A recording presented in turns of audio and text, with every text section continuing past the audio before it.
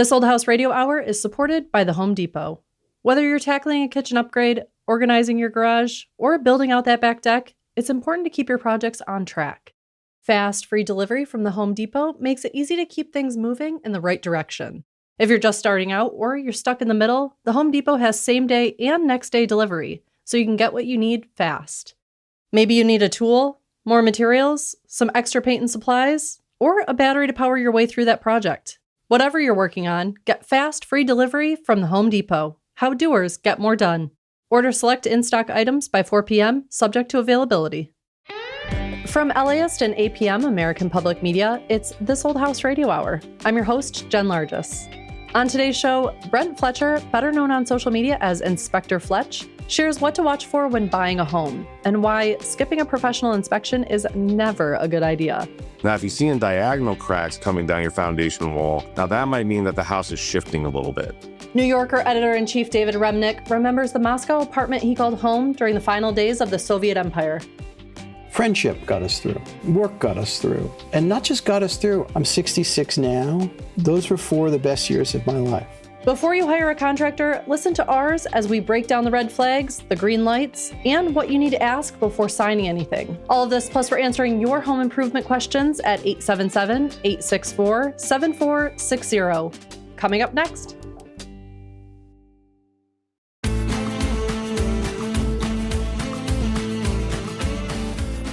You're listening to This Old House Radio Hour from LAist and APM. I'm your host, Jen Largis. Buying a home is stressful enough, but skipping a professional inspection could be the most expensive mistake you ever make.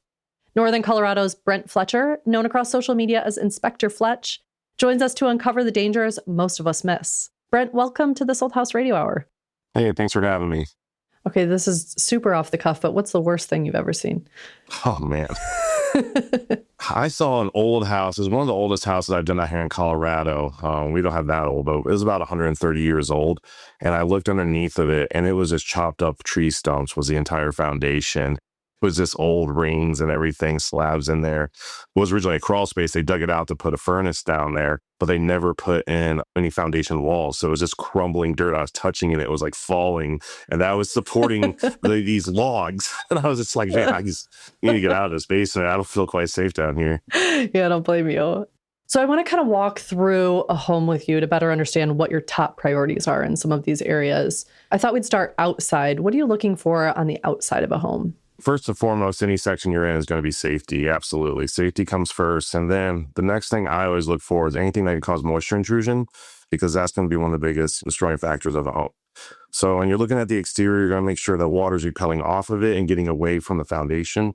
Always keep an eye out for negative grading and downspouts. One thing I always see people do is they put those downspouts up, and when they're mowing their lawn, they never put them back down, and that puts all the water right onto your foundation, and that can always cause some pretty big issues with moisture on there. Interesting. When you're heading inside, maybe let's start with the basement and work our way up. When you enter a basement, what are you first looking for? Is it a finished basement or unfinished basement? Because that's going to change what we're looking for down there. So, if it's finished, we're just doing a normal inspection like we do on interior. But then I like to take my infrared and run it around the perimeter of the foundation to see if there's any moisture that might be coming in. Generally speaking, your furnace, your water heaters are all going to be in the basement. So you got those components. Now, if it's unfinished and we can actually see the foundation wall, that's where I'm going to be looking for cracks. So if you have like a straight vertical crack, that's going to happen, natural settling, this and that. Now, what's your biggest concern with that would be moisture coming through it. You can always do epoxy fills and things like that. Now, if you see diagonal cracks coming down your foundation wall, now that might mean that the house is shifting a little bit, and then that could be a greater concern. Now, the worst would be if you see a horizontal crack.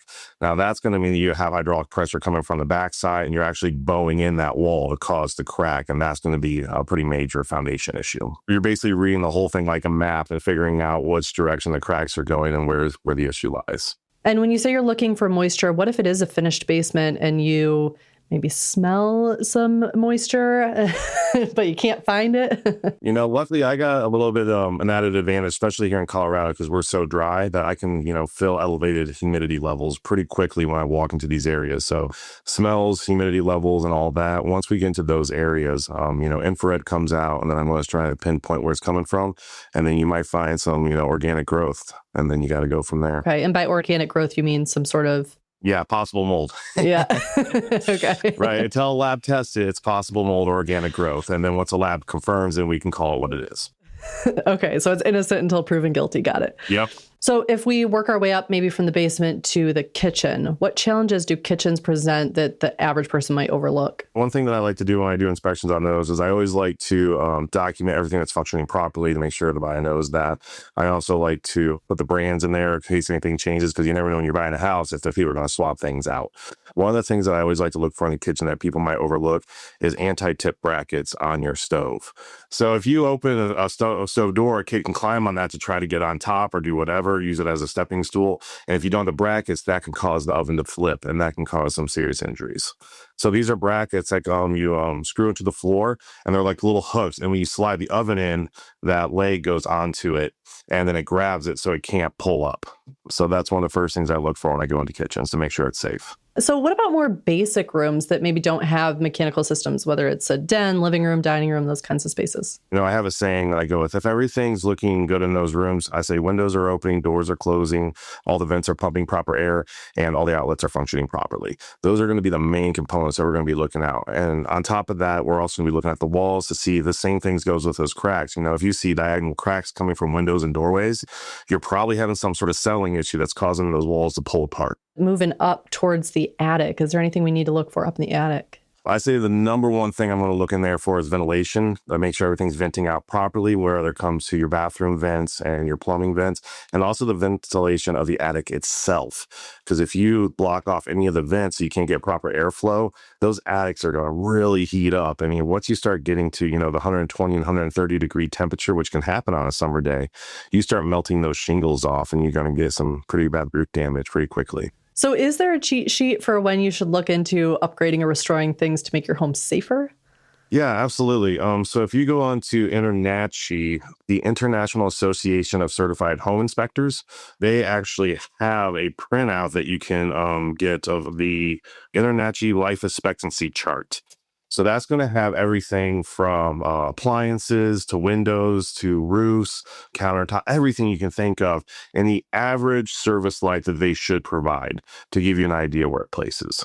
So is that something that you recommend people when they're reaching out to a home inspector to get their home inspected? Is that a seal of approval you think they should look for? Absolutely. You should always ask for certifications when it comes to a home inspector, because here in the state of Colorado, funny enough, the state does not require any certifications to be a home inspector, but that's not going to protect the buyers. So therefore, when you do your research, you can look them up pretty easy. If they are INTRNACHI certified, just type in their name in NACHI and they'll pull up all their certifications that they hold through the program. There's a bunch of other certification programs as well, but NACHI is one of the biggest. ASHI would probably be the next. So we'd like to end each episode with something called a simple fix, where we give expert advice to help people with their next project. Do you have a simple fix or an adage for home inspection? Preventative maintenance. That's one of the greatest tips I can give to any homeowner is don't wait before it becomes a problem to address it. A lot of big problems start off with small problems. Well, great advice. We really appreciate your expertise and we appreciate you being here. Absolutely. Thank you so much. That was Brent Fletcher. For more home inspection wisdom, you can follow him at inspector_Fletch. Right now, we're answering your questions. Call us at 877-864-7460. Hello, you're on This Old House Radio Hour. Hi, this is Robert Kaya from Ventura, California. Hey, Robert, what's your question today? So my wife and I are excitedly recent first-time home buyers. We just bought a late 50s ranch-style home in my hometown of Ventura. Congratulations. And, thank you. We have more projects than we know what to do with, but essentially we're really just trying to identify the project that is going to help us build confidence in our DIY skills and not result in us wanting to contact a divorce lawyer. That's fair. To help answer your question, I have Zach Detmore also here on the line. He's a general contractor for This Old House. Hi, Zach. Hey, Robert. How's it going? Doing pretty well. And yourself? Very good. Congrats on the new place. It's exciting. It's not overwhelming at all.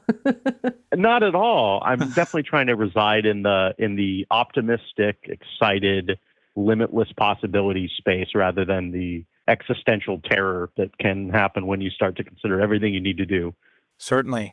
A lot of times people reach out to me and they have this laundry list of stuff, but they don't know what they should phase, what they should not phase. So I can give you my big picture rules, and then we'll see how that resonates with you. How's that sound?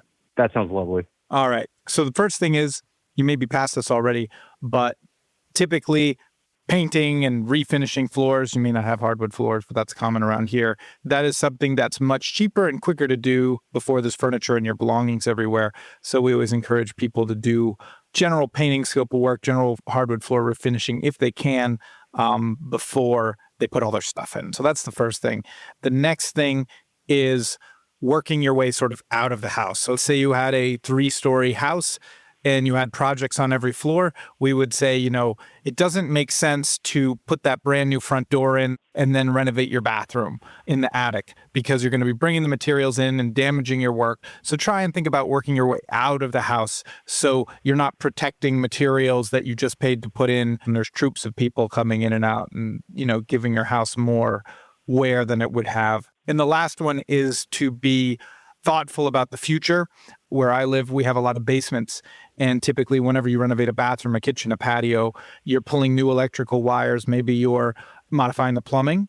And if the first project you take on is a basement finishing project, you've basically made all of those future projects more expensive, because now you're chopping open your new basement ceiling to run wires through. So that's my sort of high takeaway. But why don't you tell us sort of what's on your radar? What projects are you thinking of doing?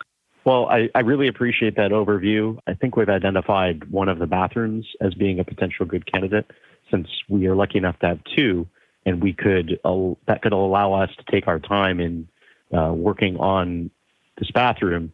However, there's also the original kitchen that has a wall-mounted faucet. Bathroom's a big one, I would say. What do you think, Jen? Well, you giving all this advice is really making me think about what approach I've taken as we've moved into new homes. And I think for us, it was always about creating a space that was completely how we wanted it to retreat, and having one area where, for us, it was always either the living room or the master bedroom. And you could sort of escape, if you needed to, from the other areas of the home that felt sort of disheveled. I think, too, if you're looking at the different rooms of your home and just assessing if there's any little projects of things that actually need to be fixed, starting with those. Those are good small projects to jump in on a weekend, get it done, build your confidence before you jump into a full room. Yeah. Okay. I like what you said about the safe space. That Somewhere makes to a ton of hide. sense, because I'm sitting in my partially renovated house. I prioritize the inside, and there's still siding missing on the outside, but it doesn't really affect my quality of life that much unless I'm trying to have a barbecue, which I haven't had this summer because my house looks terrible from the outside. Well, we have that in common. That's a really interesting perspective, Jen. I really appreciate that. I hadn't thought about it from that angle, and I think that will certainly influence our decision going forward. And too, I think if you're taking on some of these projects, if there's, like you said, the faucet in your kitchen, that's a nice weekend project. It's something that you and your wife can research together and figure out. Always expect that something unexpected will happen. Some water will spray somewhere. You're going to have to laugh your way through it. And just know that that's part of this, is that things pop up and go wrong. And if you two if it can be you against the problem together, you guys are going to be just fine. Thank you very much. It's been a pleasure. Good luck with it. It's going to come out great, even if it's just a faucet. Thanks. Well, I'll report back when and if that happens. Let us know. All right. Thanks so much. After the break, our experts answer more of your home improvement and DIY questions. Call us at 877-864-7460. That's 877-864-7460. Coming up on This Old House Radio Hour from LAist and APM. Stay tuned.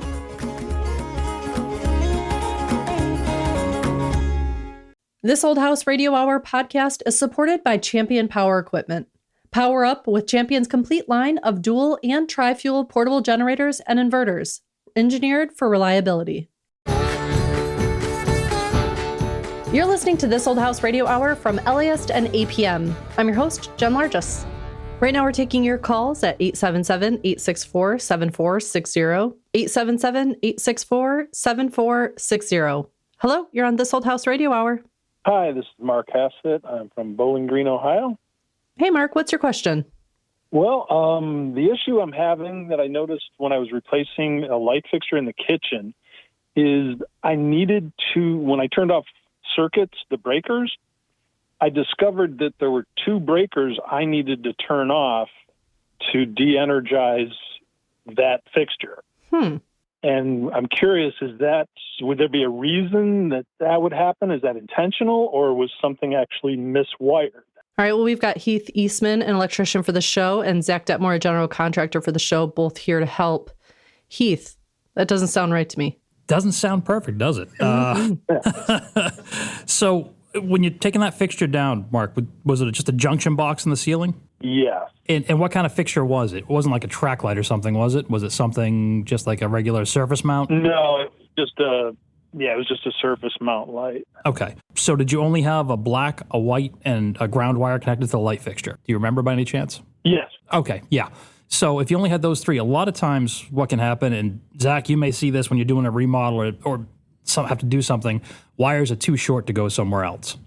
So I'm not sure that this is definitely the case, but a lot of times they'll use a junction box in the ceiling as a splice point, so it's an accessible splice, and we're not burying something in the wall. So there may be a separate circuit that was buried in there, spliced together to extend it to go somewhere else, like maybe a receptacle if you're remodeling or moving lights around. And then also have the lighting circuit in there as well. So if you only had the black, white, and ground going to the fixture, that's one circuit. Was the other circuit or the other stuff that was live, was that attached to the fixture, or was that just buried in the back of the box? That was all, that's all buried in the ceiling, so Yeah. I couldn't tell you, where everything is. But it wasn't attached to the fixture, right? No, it wasn't attached to the fixture. Yeah. We've had to do that before when you do a remodel. You want to add the recessed lights in, and sometimes where the existing fixture was isn't long enough to get to the next recessed light. You can use that junction box as a splice point, bury the splice inside there so it's accessible and safe, and then continue on, and then you still have the separate lighting circuit in there. Okay, so it's not a concern that it's potentially going to cause a fire or anything like that. No, it's again, probably done intentionally. Yeah, my guess would be is done intentionally. I found it because my wife was, upstairs and I was in the basement flipping switches and nothing was turning it off. So after turning off the main breaker and then turning them back on one at a time, that's how we discovered which ones were. That's how you found it? Yeah. Well, at least you didn't have your wife sit there and hold the wires and go, honey, is it on yet? Is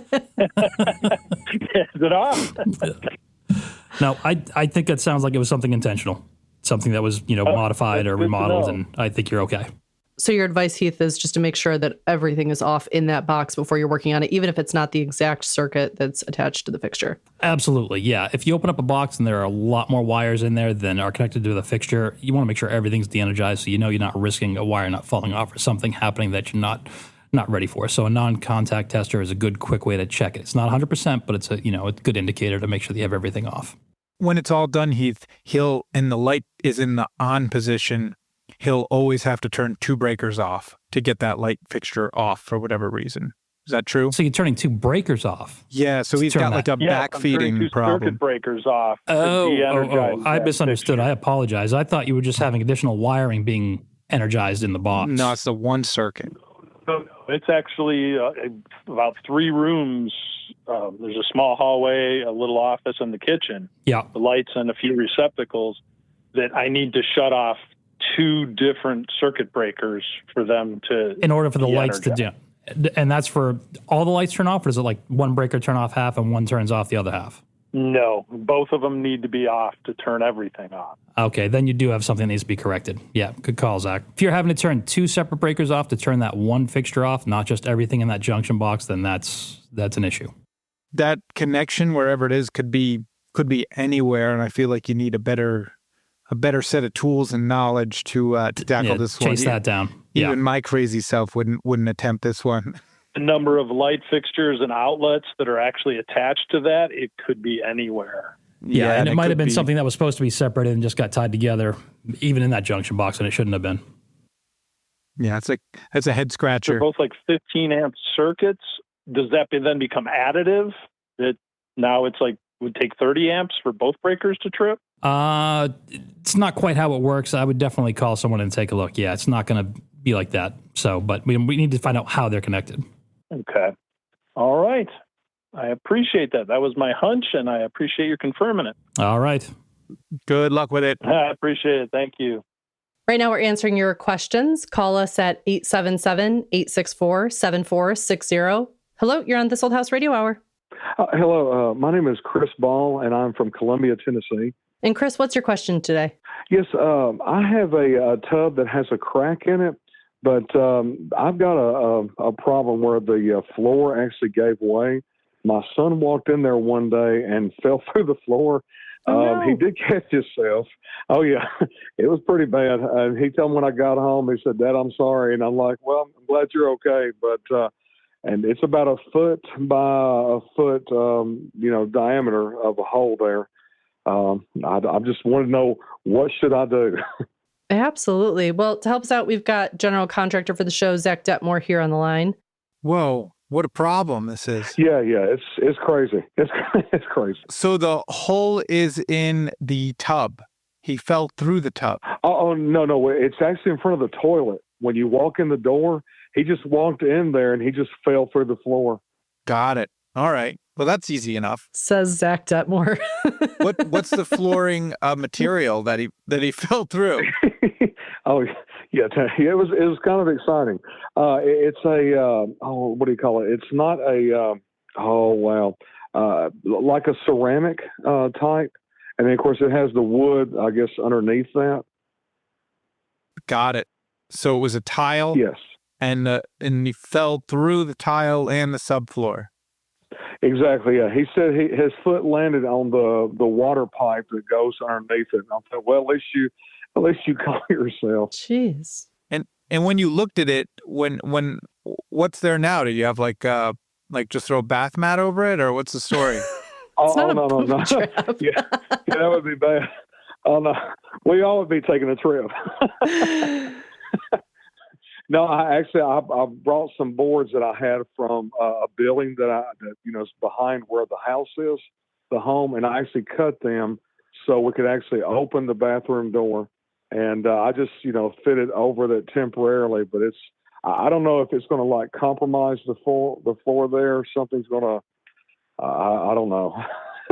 I need professional help, and that's why I call you guys. All right, my guess is this, that the toilet at some point was leaking and caused water to, saturate the subfloor, and I think it made it soft, and I think that's why it fell through. Because typically you're not just going to fall through a subfloor that has ceramic on it, because ceramic does a great job of distributing the load, and ostensibly that floor should be strong enough to hold a human anyway. So I think that might be the problem. How often are you supposed to replace the ring? I've heard that you are supposed to replace the ring underneath your toilet. Is that true? And do people ever do that? I don't know. That's a good question. I never thought of that as standard maintenance, but I would say most people do it, 3 to 4 months after it starts leaking. However many years that may be after installation. Got it. This has been probably a long time. I think the thing people don't think about, I see this frequently, is the wax ring is made out of wax, right? So there's no spring in it. So if you were to sort of sit on the toilet and roll the toilet over to the left a little bit, when it rolls back to center, that gasket is compressed. That wax is compressed and no longer is doing its job. So if you have a loose toilet and it's moving around, it's going to leak water, and it's going to leak it into your subfloor. And the subfloor is wood, right? It's typically plywood, and wood likes to suck moisture through the end grain, which is exactly what that hole is, where the pipe comes through. So the water runs over, it sits on the edge, it gets sucked in the end grain, and that sort of sucking in moisture, not able to dry, is what causes rot, which my guess is if you took the toilet up and you took off the tiles, you would find that the subfloor is discolored and sort of friable, where the toilet is. But all that means is you're going to have to do that. You're going to pop out that toilet. You're going to remove the tiles and see if you can save them without breaking them. And then basically just put in a new piece of subfloor if you're not able to join the two subfloor pieces together on top of a floor joist, then you can add a piece of lumber, like think a 2x6 on its flat, and put a bunch of construction adhesive on either side of it and screw it down. And you're just going to basically patch that subfloor as if you were patching a piece of drywall in the wall. And then instead of covering it up with joint compound, you'll cover it up with your tile substrate and your tile, and you'll be off to the races, I think. Wow. That sounds fantastic. Thank you. Yeah. Yeah. And maybe magically while you're doing that, the tub will fix itself. That would be awesome. Whoever installed one installed the other. It's either that or eventually I'm afraid we are going to take a ride. Well, that's wild. I've never heard of that happening before. Yeah. Yeah, when I got home that day from work, he told me, he said, Dad, I'm sorry this happened. I said, well, no, I'm glad you're okay. He said, he just kind of gave me that look. Is this when we find out your son's like 10'6" and 890 pounds? He just looked down at me from the tree. Oh, yeah. Well, I think it's a pretty easy repair. No problem at all for you. If you've got boards, you already fixed the problem. I think you're capable of doing this one yourself. Awesome. Well, I really appreciate you guys. Yeah, this is fantastic. All right. You have a good one. Yes, sir. Thank you. Call us now to have your home improvement or DIY question answered. 877-864-7460. Hello, you're on This Old House Radio Hour. Yes, hi. This is Dale Eggers from St. Louis, Missouri. Hi, Dale. What's your question today? Well, we have a 1970s built ranch home, completely brick exterior. I'm comfortable with doing most of the work, but I have a bathroom on the outside wall that we'd like to put a window into, and I don't really know what to do with the brick. Okay. Well, to help us answer your question, I have the show's Mason, Mark McCullough, and General Contractor Zach Depmore on the line. All right, great. Hi, Dale. This is Mark. How you doing? I'm doing well. Great to talk to you. Hey, Dale, Zach here. Oh, yes. Hi, Zach. So I can tackle the bathroom. Mark can tackle the brick. All right. All right. Is it true that St. Louis is like Brick City, USA, because of that fire they had? Is that true? Most of the older parts of St. Louis, if you're in the city, most everything's brick. But we live out in the county, so it can be a mix of vinyl siding or brick veneer. Is it like an old red brick that you have, or is it something newer? Mine's from the 70s, so it's probably pretty easy to match if I had to buy it. If you were downtown, it would definitely be the older style. Right. So, Zach, I bet he's got what we call a tapestry brick, which is meant to be available down the road in case you do make modifications. So, Yes, the tapestry brick. yeah. Okay, I was going to say, I'm glad you said that. I was like, we've got our red brick. We got our gray bricks. We know all about that. Yeah. Our rectangular bricks. All true. All true. I guess that makes sense as to why they call it tapestry brick, because there are different tones of grays and blacks and reds in it. Yes. So that's what you have. But, Zach, how would you tackle that from the opening side of things? I know if you're going to put in a new window, it's usually a different size, and that's why you have to deal with the brickwork. But Yeah, so I think the first thing to consider is sort of your budget. So if you have a higher budget and you want to focus on execution, then you can order a window that's going to sort of line up with a course of a full brick, which could potentially make the job easier, I imagine, Mark, because then you're not trying to like rip a brick in half. 100%. And that's aesthetic too, Zach. I mean, I always cringe when I see a ripped brick or something that's not a full brick.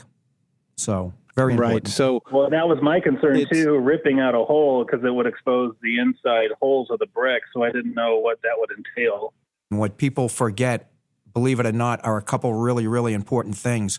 The most important is, again, if the window size changes and you can't get a window to fit exactly and the height is different, then you have to make sure that there's going to be an angle iron going across the opening.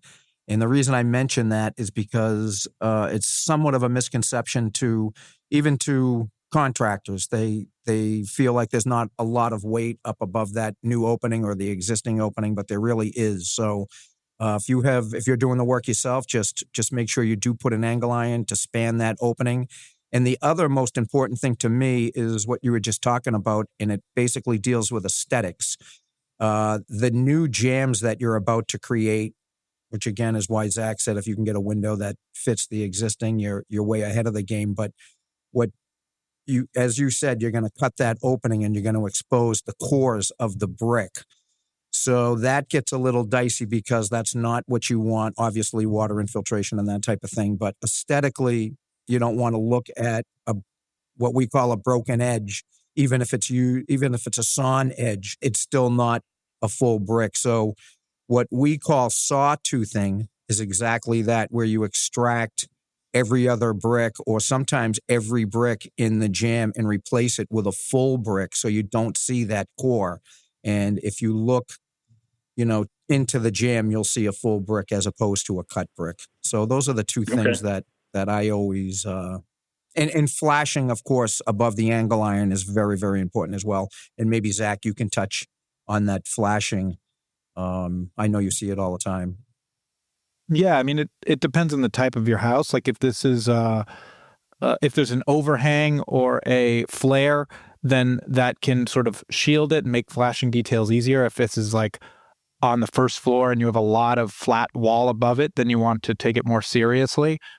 But certainly making sure any water that can get in can exit out lower down is sort of what you want to plan for. Just assume water is going to get into areas where you don't want it to and plan accordingly. And if you don't have the budget or you don't feel like getting a custom window, then one thing I would probably do is plan to have the window a little bit smaller than the full brick opening, make the brick opening the correct size, and then you could add a trim around the window and sort of have the window just a little bit smaller, because chances are the type of windows you have elsewhere in the house and the existing openings aren't going to architecturally be identical to this new window you're putting in. So you're already going to have some variation in style there. So it may not make that much of a difference to have, a 3/4 inch piece of trimming out that window opening if it gets you to that full brick in terms of width and height. Is there any rule of thumb if somebody, say, is looking at a situation like his, they want to put a new window in a bathroom or in somewhere where there's a brick exterior? Can you put any size window? Is there a restriction to like how big or small it can be so that you're not creating too much of sort of a weak spot in your exterior? Well, that's where that angle iron would come into play. So there's no width that is too much for that angle iron to do its job? No, again, just size the angle iron properly and you'll be good to go. Should I have any concerns about disrupting any bricks around it, or would that just be the mortar repair and just dealing with it as it comes? Keep your eye on it, and it is mortar repair. Thanks so much. I appreciate it. Thanks, Dale. Good luck, Dale. All right. Bye-bye. Coming up next, from a bare Moscow flat, the New Yorker's David Remnick recalls life as a young correspondent, watching the Soviet Empire collapse. That's coming up on This Old House Radio Hour from LAist and APM.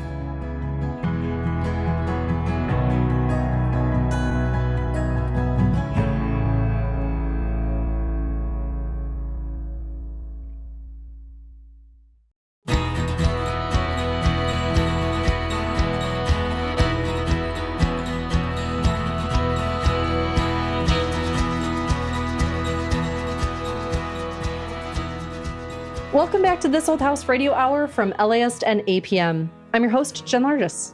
Coming up, don't even think about calling a contractor until you hear what ours has to say.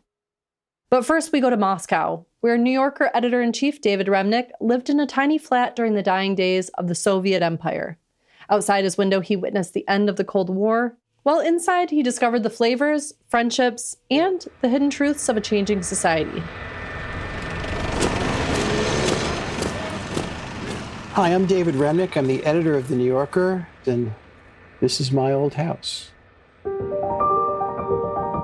If you were a foreign correspondent living in Moscow, you had to live in one of a few buildings that was looked over by an agency called UPEDK. They wanted you all living together.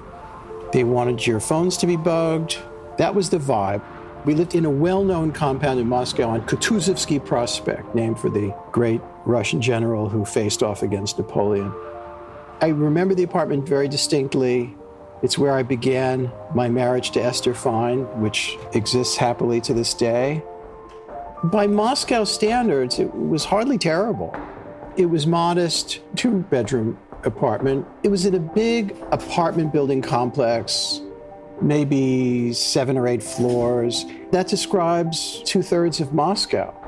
When you watch a movie about Moscow, they focus on those wedding cake buildings known as the Stalin buildings. This was the opposite of interesting architecture. This was squat, anonymous, industrial paint in the entryways, very Soviet.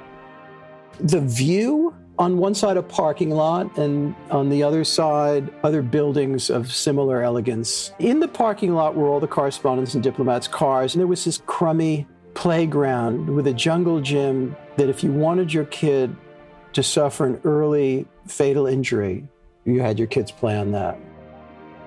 I give Esther credit for a gazillion things, but one of them is the apartment we moved in was pretty stripped down and bare-walled, and she managed to find people who, by the way, associated with that state agency to help paint it and put it together. Is there something called rag rolling? You put a rag on a roller when you paint it and it creates this effect. I thought this was incredibly unnecessary, but I lost that battle as I lose all battles, domestic and foreign, and it kind of looked cool. And succeeding generations of correspondents always complimented Esther on this achievement. We furnished it from stuff that we had bought in Finland. If you wanted a head of lettuce in those days, you got it from Finland. We had lots of Russian friends. We go to their place for dinner. In their apartments, they had bookshelves filled to the brim with Russian classics and translations. Very often they were glass-fronted with lots of family photographs or photographs of Pasternak and Akhmatova and Mandelstam and things like that. It was a very distinct look. And very often a rug would be tacked up on the wall as decoration. The kitchen in our friends' apartments, I'm sitting in an office, the kitchen would be a quarter the size, room for a tiny table where 2 or 3 people could crowd around it, a little stove and a fridge and the rest. Some of my happiest memories of Moscow life was at these kitchen tables of our Russian friends who were invariably fascinating, hilarious, and wonderful to be with. And some of them are friends to this day. The idea that I could have a novelist over and host a dinner and people could freely and often drunkenly talk, knowing goddamn well that there were microphones in this building, that was astonishing. In the generations before me, certainly in the 70s, in Brezhnev's time, people were very wary of being friends with a foreign correspondent. The idea of going over to a foreign correspondent's house for dinner was considered very risky. That drifted away during Gorbachev's time. We arrived there at the beginning of 1988, and there were terrible shortages and lines, and the economy was in a really parlous state. The grocery scene was grim, and there were a few restaurants here or there, but it was a big ordeal to go to one, and often they didn't have the food that was on the menu. When Pizza Hut showed up in 1990, it was like the greatest restaurant had ever opened in history. All you did was work. Dinner would be sitting at this tiny kitchen table, eating crackers smeared with fourth-rate caviar that Esther would get from some black market hustler. I don't want this to sound like a hardship. I loved it. We were young. We were there to do work and did it joyfully. It was an incredible time. I didn't care that much about our material day-to-day existence. We were just working from 9 in the morning till 2 in the morning every day for 4 years because this was the story of the century. It was the collapse of communism, the collapse of the Soviet Union. Every second of every day, you were engaged with something of great meaning. I live in a nice apartment in New York, certainly a hell of a lot nicer than the one in Moscow, but it's not what counts the most for me. It's the human beings that are in my life and the books and movies and art that I consume. And I think what I would not have been so eager to put up with was less the apartment than the food. It was just bad. When food is bad, you eat all the wrong things. I gained weight when I was in Moscow, even though I wasn't eating that much. The only salvation was that my partner in crime at the Washington Post still is married to a wonderful woman who happened to study cooking when they were living in Paris. And so we'd go over to their slightly nicer apartment across the courtyard and have endless dinners there, well oiled by lots of bottles of halfway decent wine. Friendship got us through. Work got us through. And not just got us through, I'm 66 now. Those were 4 of the best years of my life. I haven't been back to Russia in 10 years. Part of it is my job and my life is a lot different. And I would really hate it to be the case that I could never go back. It was inhabiting that place, however imperfectly inhabiting that language and culture and smell and music and what I had hoped was a real sense of possibility. I'd hate to see that, I don't know, somehow abandoned.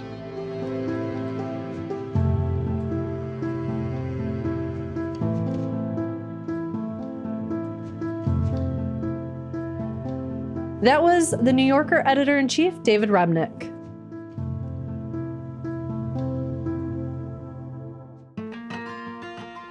At This Old House, we want you to get the most out of everyday items in and around your home. Here are 3 things you can do with mayonnaise. 1. Clean fingerprints off stainless steel. Mayonnaise helps break down the oils and fingerprints, making them easier to wipe away. Apply a thin coat of mayonnaise to the fingerprinted area, let it sit for a minute.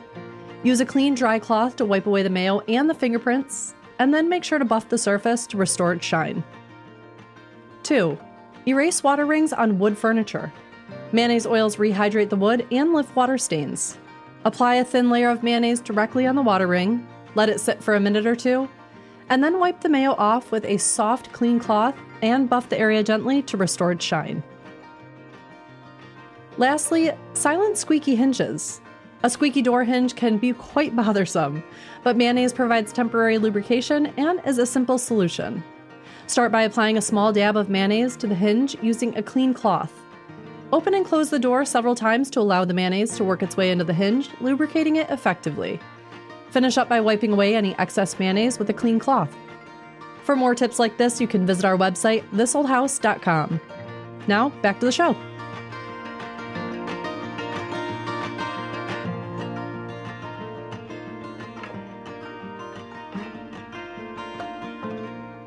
Our hotline gets calls from all over the country, but one question comes up again and again.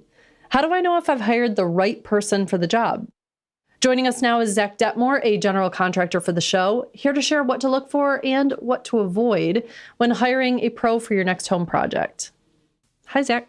Hey, Jen. Thanks for having me on. All right, so we had a caller leave us this voicemail. Hi, I have a question. I feel like I'm getting pressured by a contractor to do some electrical work. He told me that by law he's required to report things that are not up to code to code enforcement, and we're trying to get this work done. But I am just curious if that is such a law that actually exists. My sense is that he's just trying to pressure us. Is there any truth to that at all? So, Zach, are contractors actually required by law to report things that are not up to code?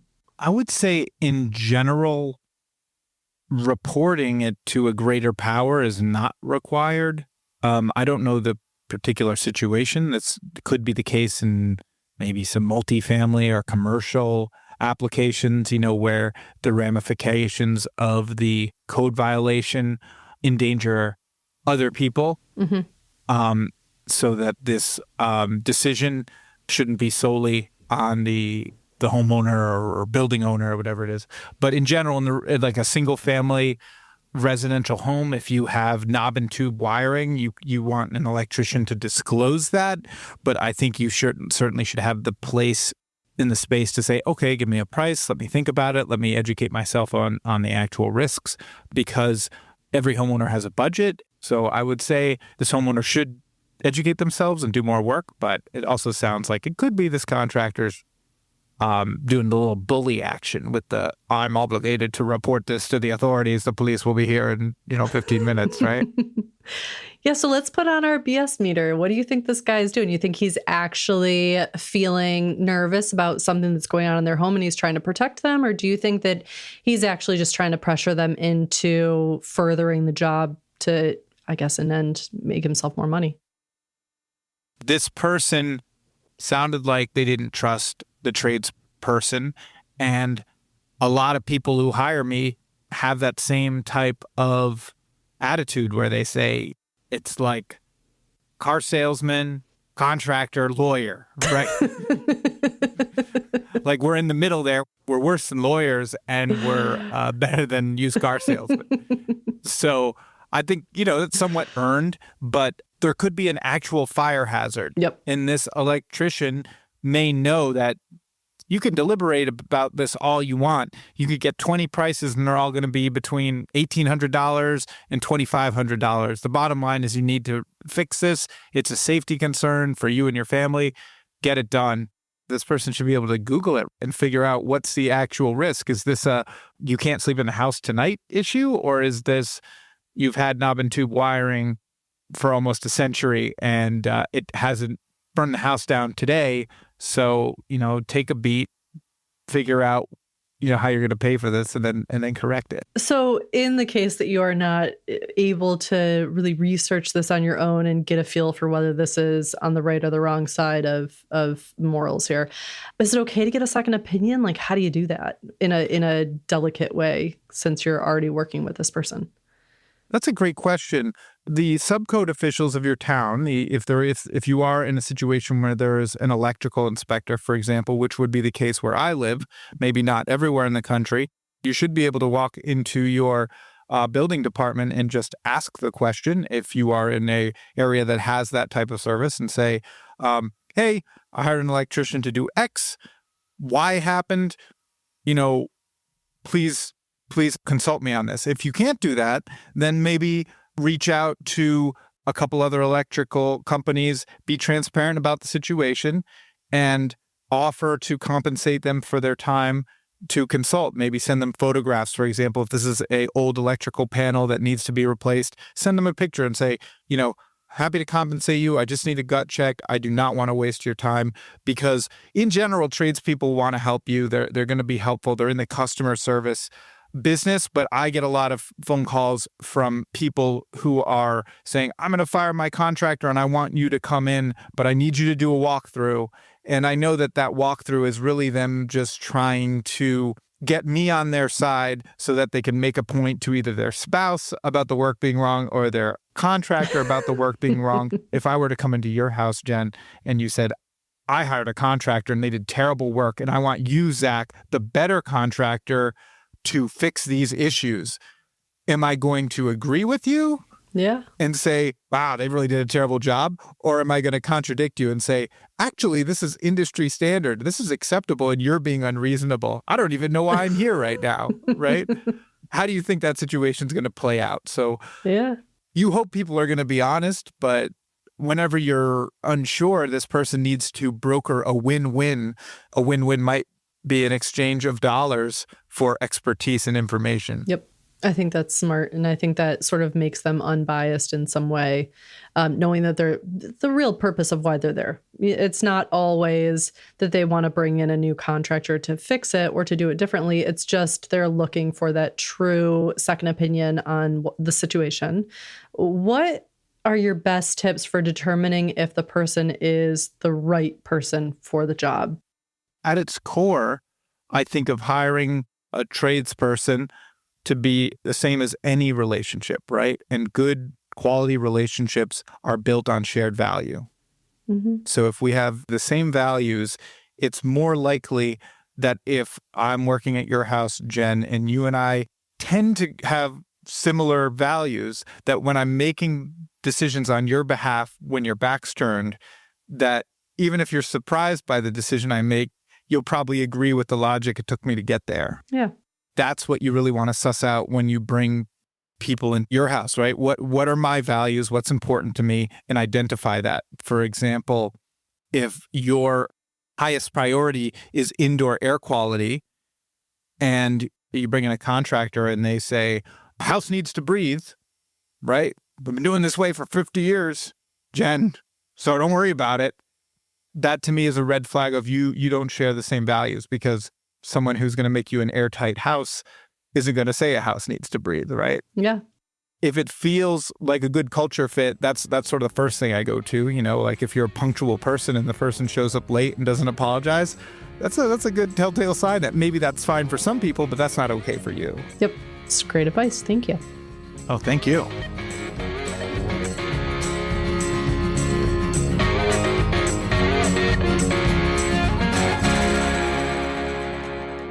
We're nearly at the end of the show, which means it's time for the Simple Fix. Hey Jen, it's Zach Detmore, general contractor for the show, and this is my Simple Fix. Need to make a flawless repair in your wall surface? My Simple Fix is, before you start, take a light and put it close to the wall so it casts light across the surface. What this light will do is it will show all the imperfections with shadows because it's so close. Then you can take sandpaper and smooth out the wall and then fill in any voids with joint compound before you proceed to painting.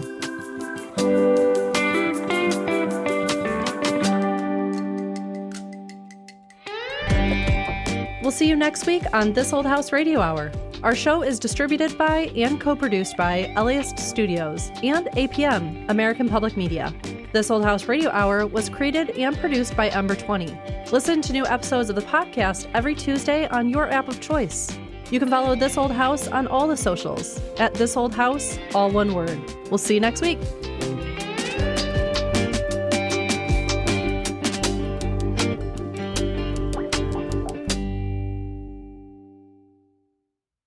Listen, we all need advice sometimes. Someone to say, I've been there too. But often, it's hard to know where to turn, which is where we come in. I'm Carvel Wallace. And I'm Courtney Martin. We're both authors and journalists who love finding solutions to problems. Every week on Slate's How To podcast, a listener comes on our show to receive advice from a world-class expert. It's like free group therapy, and everyone's invited. Look for How To from Slate, wherever you listen to podcasts.